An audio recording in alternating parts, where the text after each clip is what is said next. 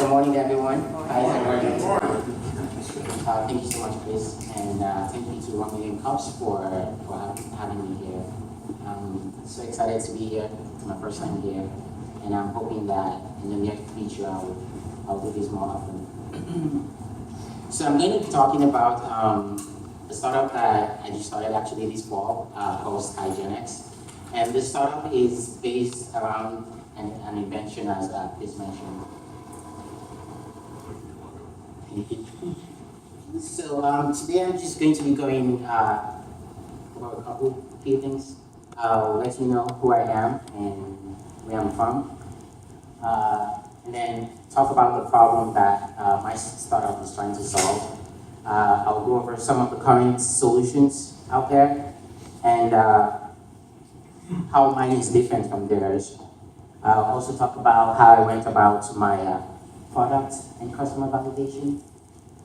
I'll also be sharing some of the lessons that I've learned and why I'm here, and I'll open up at the end for any questions that you might have. So, as Chris mentioned, my name is Dynamite. People always ask me where that came from. My dad is he's a scientist, industrial chemist. He also believed in God. So the whole idea of dynamite came from the fact that my dad thought that, you know, how scientists believe that the world came from the Big Bang. My dad thought God must be a powerful scientist that could create a Big Bang explosion. And so that was where dynamite came from. So that's who I am. You know, sometimes I go to places and people expect to see a muscular person or a person. Yeah, I have to deal with that every day. So I'm from Nigeria. I'm 24. I was born in '92. I grew up in the northern part of Nigeria. For some of you who don't know, Nigeria is a country in West Africa, about 160 million people. It's divided, the north and the south. The south is predominantly Christian, and the north is predominantly Muslim. My family we're Christians, but my dad lived in the north. He met my mom in the north, and so they had a family in the north. So being a Christian in the northern part of the country was very difficult. I remember growing up, I witnessed and saw a lot of horrible things. That area of the country is filled with social unrest, just religious conflicts and all of that. So 1999 and the year 2000 was a big year. I lost a close friend in one of those riots. I have seen people gotten slaughtered in front of me. I have known families and seen their house got burned with them inside. Those were the kind of conditions that I grew up in. And so it's taught me a lot. It's made me mature really, really fast and helped me see life with a different perspective. So I'm so grateful for social media, because not until I think 2013 or 2012, if some of you pay attention to the news, it was when a group called Boko Haram, there was the kidnapping of over 200 girls. And these things date back to, again, as far as even 1991, before I was born. But with social media, some of these things are now becoming, out there in the world, that people know about what's going on. So that's the environment that I came from. My dad really spent a lot of money on education, so he made sure that we had at least standard or above average education, and I'm so grateful for that, because I always wanted to study aviation. I was so interested in aviation, and just looking up and seeing an airplane fly just gives me chills. And I like the sound of, an airplane flying and all of that. So, given the place I grew up in, I just knew that there was no way I was going to become an aerospace engineer or someone who wants to have impact in aviation. my country doesn't even have an aerospace industry. So I knew something has to happen. So I used to read a lot. I read a lot about, America. It was a place that interested me. And I read a lot. I applied to a couple of universities, some of which I got admitted to, but there was no, I come from a poor family too. That's something I forgot to mention. My parents they weren't that rich, but my daddy made sure that education was the thing that he placed a high value in education. He never had a car. Up to today, my daddy never had owned a car. And he probably would have owned many of them, but again, he placed so much emphasis on education and to give us the best. So I'm grateful for that. So something happened in 2010. I got a chance to come here. There's something called the visa lottery. It's an application that you do online. The United States does it every year. Certain countries, every year they want a certain number of people to come from different countries. And so you pretty much go online and apply, and if you meet the requirements, there's a random selection, you get selected. So every year in Nigeria, about 6 million people apply for this thing to come over to the United States. And out of these 6 million people, only 1,000 get selected. I happen to be one of those 1,000 people. And so, at the time, you also have to meet certain requirements, even though you're selected, like you have to have at least a GED, the GED equivalent in my country. So at 17, I was just rounding up what you would call high school here. I was rounding up secondary school here. So I wasn't really qualified, and I was still a minor. In the United States, we don't give a green card to a minor. But I ended up going for my interview anyway, even though I knew I didn't have some of the things in place. So I got selected to come, despite the fact that I was a minor. At the time the green card would be issued to me, I would have become 18 years old. So things worked out. By September of 2010, I was here in America. I came with $200, and that was all my dad could afford to give me, and that was pretty much all I was expecting to get from him after that. So I went to Philadelphia. That was the city that I chose to go to. Pretty much had to find a place to stay, find work, and get in school, because I always keep that at the back of my mind, that that's why I'm here. I'm here to follow this dream that I have and to make something of myself. So I found myself a job at Dunkin' Donuts. I was working on the drive-thru, anything I could do. I was getting enough money to cater for myself, and also enrolled in Community College of Philadelphia, which was the first place that I enrolled. I was doing a dual degree in engineering and in geographic information systems. And so I graduated from there and transferred to Embry-Riddle to continue my aerospace path. And so that's how I ended up in Daytona Beach and ended up in Florida. So that's a little bit about myself. I'm currently studying aeronautics. I have minors in space studies, aeronautical studies, and aviation safety. It's just fun. I have classmates who have the same passion as I have, and it's one of those things that I keep going. So that's a little bit about myself. So yeah, the problem that I'm trying to solve here is a problem that anyone who has traveled would relate to. What gave me this idea was in 2012, I was traveling between two cities, Harrisburg, Pennsylvania, and Philadelphia. It's supposed to be a 30-minute flight. We arrived in Philadelphia, and it was taking forever for everyone to get off this plane. So there was this guy sitting next to me who was really, really upset. He wanted to get out, and he said, "Oh my goodness, I cannot believe it's taking longer for everyone to get off this flight than it took for us to get here."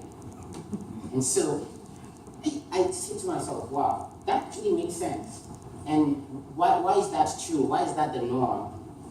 And so that was what ignited that placed something in my head and made me start thinking about this really. And so I started looking at ways to solve this.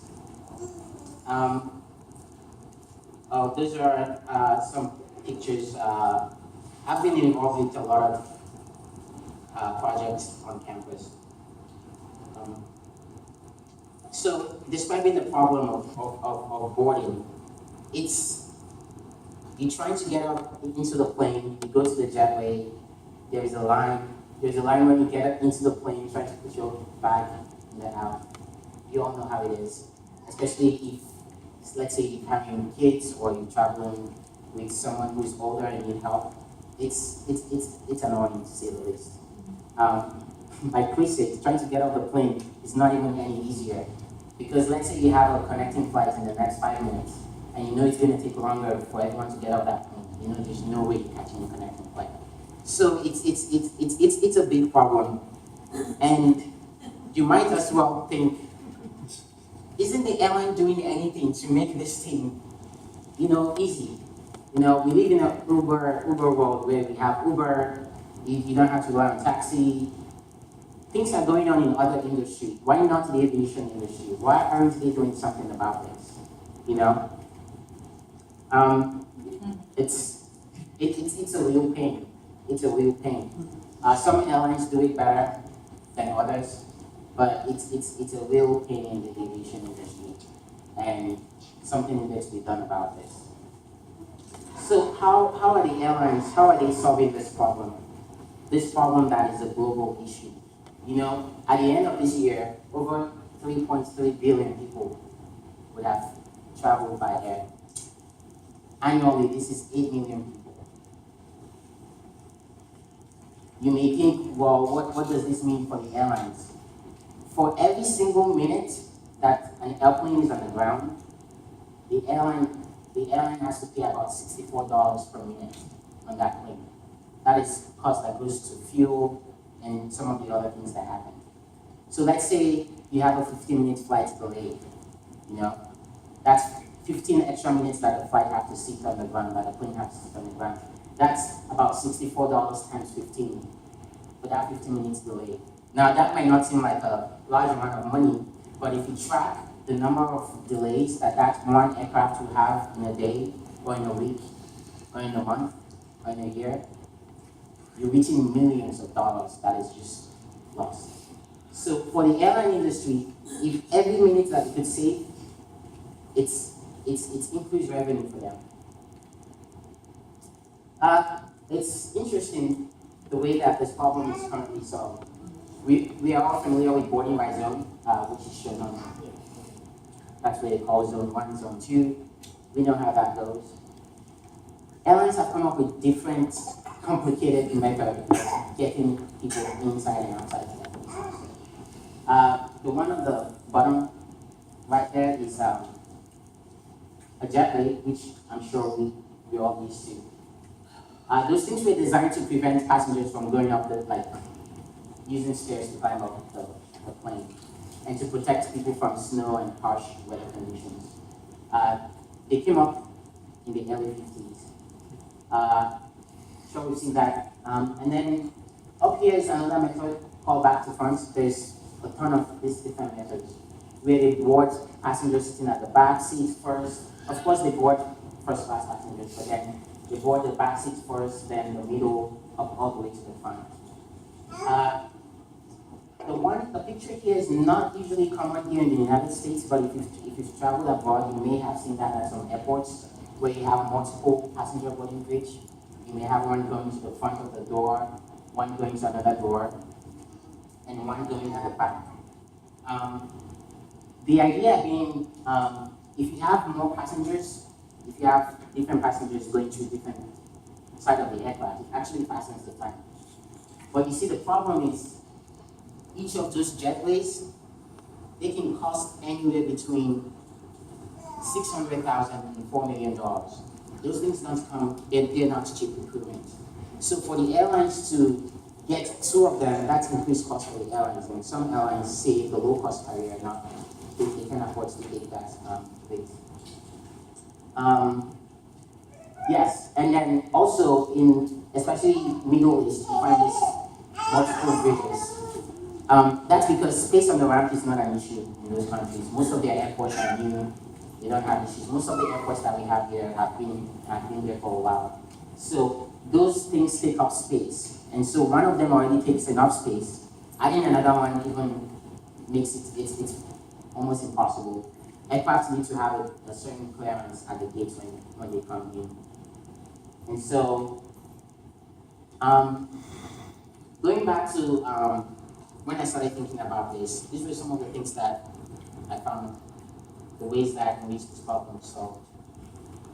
So, going back to the time I was in the airplane and thinking about how can we make this faster, I said, what if we have one passenger boarding bridge, a jetway, that allows passengers to board through different doors, and the airlines don't have to have this awkward structure where you have more than one.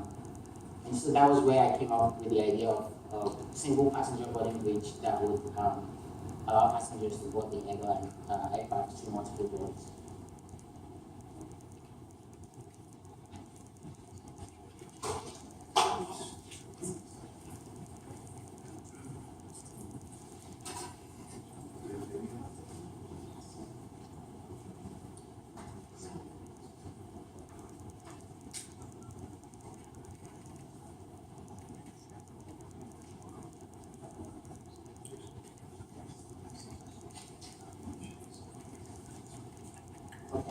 So I'm going to show a quick video. It's pretty much, it's better to see what it looks like than to explain it to you. So,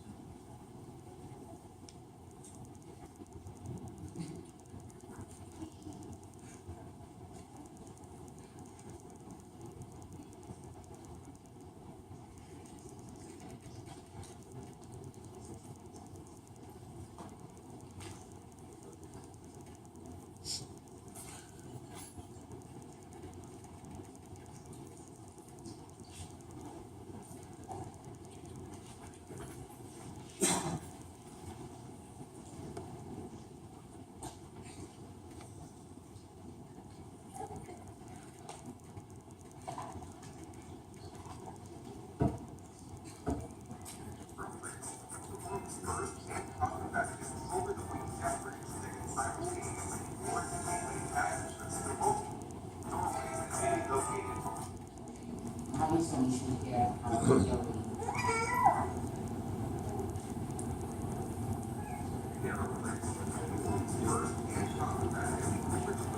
Can you hear it?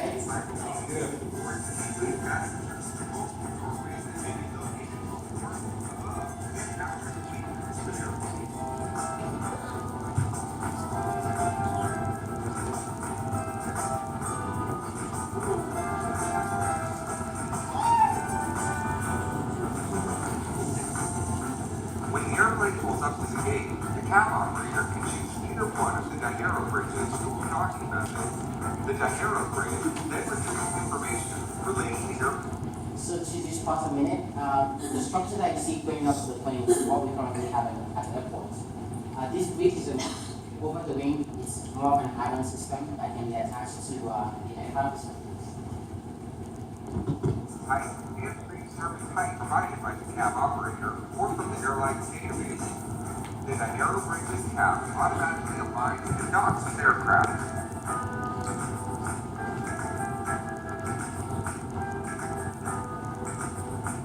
Next, the telescopic passageways extend to the predetermined location and dock with the airplane.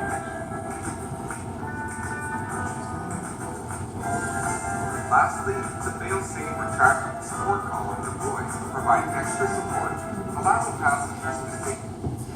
Cool. Now we got it.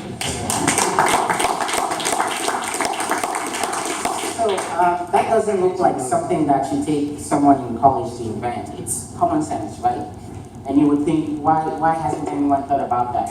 And that was what was surprising to me too, when I began to research to see how airlines are currently solving this, and I saw that none of something like this exists.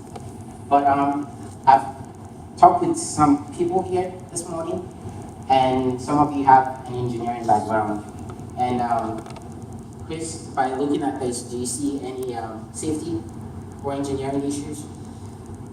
I mean, immediately, the first thing I thought before that second wheel came out was the structural integrity of the bridge. But then, now that there's support on the other end, I mean, I don't know.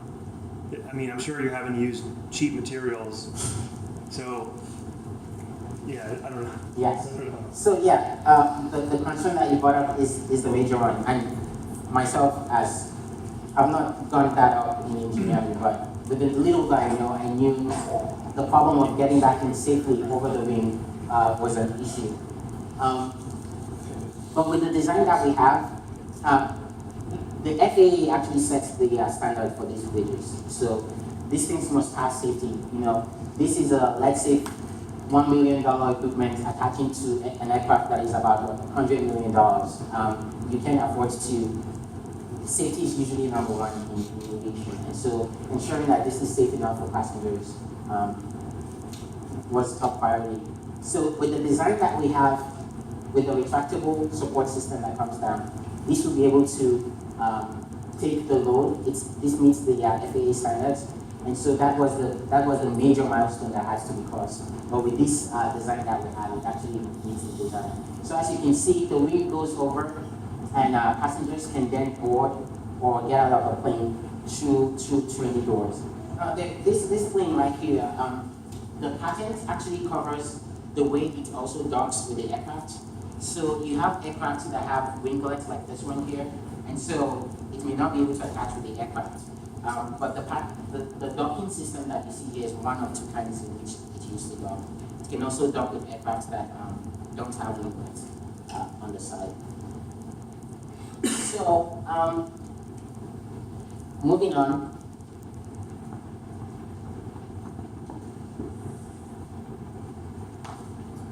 That's my solution to the problem. First appearance of this was at an event on Embredo at Embredo. It was a business business idea competition called Launch Your Venture. I was talking about my idea, and my project was selected the People's Choice Award. So people came and people thought, this is actually something that I would like to see. And that was the first success that I could say, and just people coming up to me and talking, and they could relate to what I have, really made me see that this is an actual problem. And knowing that what I came up with would be able to solve this problem was really, really humbling. So, okay, things began to change really, really fast because I'm an engineering guy. I don't know anything about business. Now people are coming out to me and telling me, hey, are you gonna start a company? Are you gonna do this? Are you gonna do that?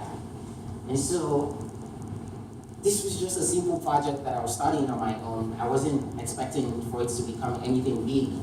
But now I see that this would actually impact people, and this would change the way people fly. And so now I have to do something about it. So now I have to start thinking like an entrepreneur. And I have to start reading more, and I have to start learning a lot. So I started, again, reading. I got some books. Does anyone know Steve Blank? He's a well-known entrepreneur. He started many companies. I started watching his videos online. They were very, very helpful. And this fall, I got the opportunity to enroll in something called NSF ICOR. NSF ICOR pretty much allows research that is developed in colleges to become startups or become companies. Pretty much go from an idea to commercialization. And so I was part of ICOR at the University of South Florida, and I was joined with a team. The lady is Dr. Roberts. She was the principal investigator for my team. I served as the entrepreneur lead, and Ken Green, he is actually the executive vice president of Denver International Airport. And he has a lot of experience with the airports and the airline industry.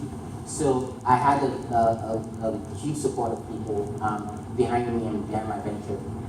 the idea of this is, okay, you say you have an idea.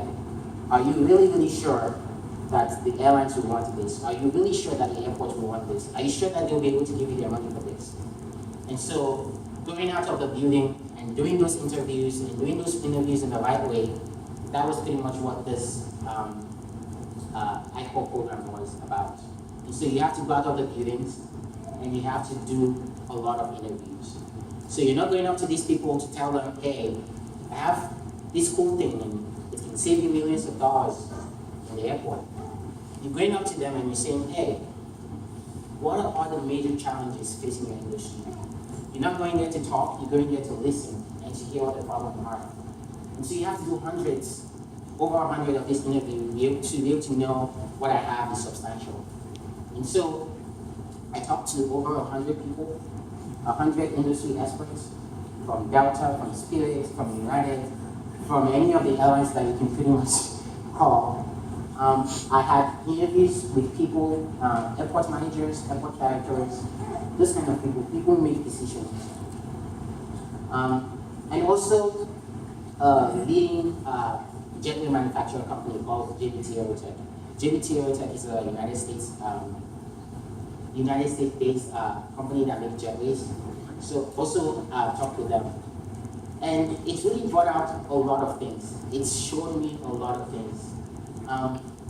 The guy to my right is Mike. Mike was a former safety director at the Washington, D.C. Million Airport. And so, I selected these three people because these were the three people that gave me what I would call the aha moment, that made the light bulb really, really go off. And it was, before going into this, I thought the airlines would be my major customer. But going into this and talking to these different people from these different airlines showed me that 70% of the orders of jetway come from actually airports and not airlines. The lady in the middle is Elena. Elena actually made me realize that I was Mr. Right. I was Mr. Right in the sense that all the hypotheses that I had come up with, that this would save airlines millions of dollars, that this would fasten the process of boarding, that if, let's say for example, Southwest board passengers faster than any of the other airlines, then most people are most likely going to fly with Southwest Airlines. It made me realize that most of these hypotheses that I've come up with really, really true. The guy here, Rob Hamilton, he is my contact person at JBT Aerotech. Again, JBT Aerotech is the leading manufacturer of jetways in the world. They have their jetways in over 8,000 airports across the globe. So, meeting and talking to these people was really, really eye-opening, and I learned a lot from talking to them. Currently, in terms of the markets for my product, JBT Aerotech is a United States-based company. They're the largest producers. The other people you may call competitors are Tyson Group in Germany, Adelt is in Spain, and CIMIC Group is in China, a specific Asian-specific region. Well, from talking to these people, I've realized that they're not really directly my competitors, because my jetway is different from what currently exists. And going through this program allowed me to see that while it's good for me to start a company, it might actually be better to partner with these companies or some of these jetway manufacturers, because they already have the FAA clearances that are required. They already have their contacts in the airports. They already have all these things. So when you start a company and try to do this all by myself, and it may take me, say, 6-7 years. Going through these people, we might actually be able to see these things at airport as early as 2019.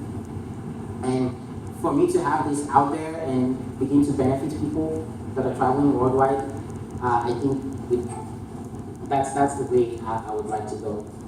So that's pretty much it about the market share.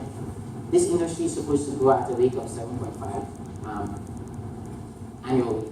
And from now to 2020, this is a $42 billion industry. Airports around the world are becoming they are becoming they are modernizing their airports. They want it to look, modern. And then you have huge traffic, so airlines are beginning to install this thing. The cool thing about this jetway that I have is that airlines don't have to take what they currently have. This is a jetway that can be, with little adjustments made to the cab area, it can be attached to the aircraft and airlines can get the benefits of this. So what have I learned this 8 months? What have I really learned? I've learned the importance of getting out of the building and talking to the people through the IPO program. And not just going out and doing these interviews, but doing it in the right way.